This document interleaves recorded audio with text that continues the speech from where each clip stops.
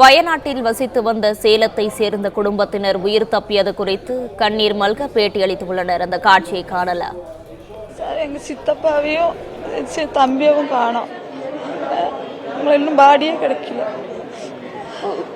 நாங்களாம் அங்க ஒரு இடத்துல இருக்குன்னு சொல்றாங்க. தேடினா தான் கிடைக்கும். குளத்து வீடோட போய் அடிச்சுக்கிட்டு போய் அந்த குளத்துல அந்த வீடு அப்படியே போய் அது அடியில இருக்குது. அங்க பாடி தேடினா கிடைக்கும்னு சொல்றாங்க. அந்த பக்கம் இருந்தாங்க.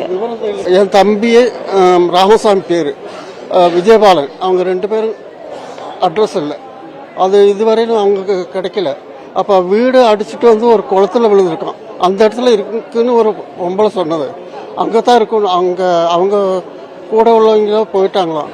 அந்த பொம்பளைக்கு தெரியுமா? அப்போ எங்கள்கிட்ட சொன்னது. நாங்கள் இங்கே கேம்பில் இருக்கோம். அங்கேருந்து வந்துட்டு தப்பிச்சு வந்துட்டோம். அப்போ இது ஒன்று தேடி பார்த்தா பரவாயில்ல. அந்த இடத்துல புஞ்சிரி மட்டும் அந்த சைடில் திடீர்னு ஒன்றாயிட்டு மழை இடிஞ்சிட்டு ஒன்றாயிட்டு வந்து